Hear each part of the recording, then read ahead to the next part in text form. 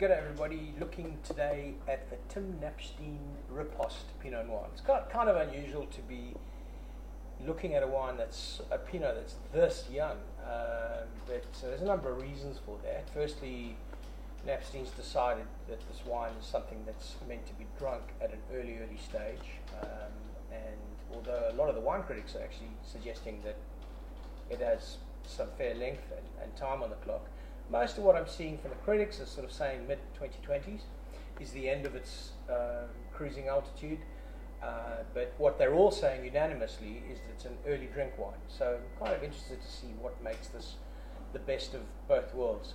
Background to Tim Knapstein, he's been making wine since the 70s. There's a statistic somewhere, sorry, since the 60s, not the 70s. He's been making wine mainly in South Australia and in Adelaide Hills in particular. So just talking about Adelaide Hills just this weekend with some people, there's something really special about that part of South Australia. Cooler, more even, more regulated. The reds are certainly children of the cool climate revolution, and they've always been that way, even if the cold climate revolution is only relatively a young thought in the Australian marketing context. Very light in colour. I've learned long ago that light doesn't mean anything else other than it's light. Let's see what the legs look like. Kind of moderate. If I remember my numbers right, this is about 13.5% alcohol.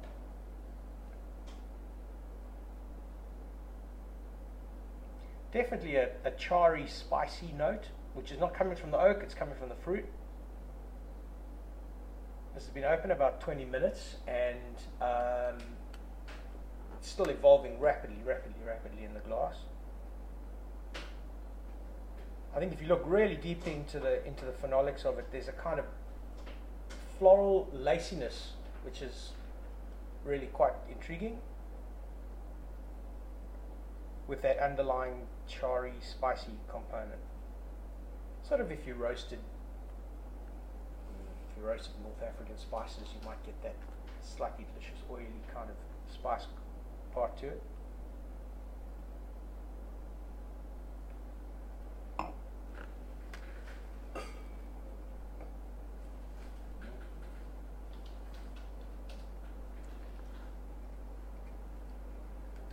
Gosh, that's good.